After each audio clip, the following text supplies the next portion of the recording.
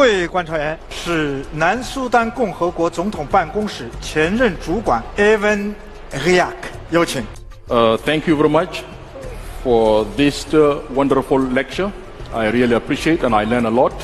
I have two questions to ask. My question number one is, where does the government of the People's Republic of China derive its legitimacy from? Is it directly from the party or from the people of China? The second question is, how did China succeed to implement its reforms without turbulences that happened in former Soviet Union and other Eastern European countries? Thank you. Thank you. 叫我先用英文回答，再用中文简单说一说。Okay, yeah. Thank you for your two questions. On the first question concerning the legitimacy of the Chinese government, let me explain this way. China is indeed a unique country. I call a civilizational state, which means the combination of the world's longest continuous civilization and super large modern state.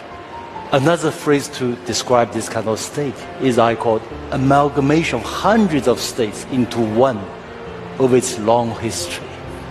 In other words, China is a continuation of its own history. In the past over 2,000 years, China has been governed under what we call unified ruling entity, 统一的执政集团.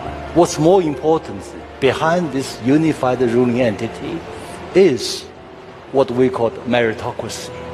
China invented what's now called the civil servant examination system. So that's how this tradition has continued to this day. Then we also have the meritocracy of this whole system. I call it selection. Yeah, selection first. To be a member of the political bureau, standing committee, minimum requirement, to my mind, to govern at least 100 million people. We came to this position. So it's extremely demanding. Yeah. So I describe Chinese system as selection plus election. It's much more effective than the American system of relying simply on election. In my debate in Nexus Conference, I said, my goodness, George W. Bush and Donald Trump are way below the Chinese bar, too low. 我刚才回答他第一个问题，就是中国政府的合法性的来源。中国是一个文明型的国家，它数千年来形成自己独特的传统。今天中国还是个传承的延续，这个制度跟美国竞争一点困难都没有。Concerning your second question,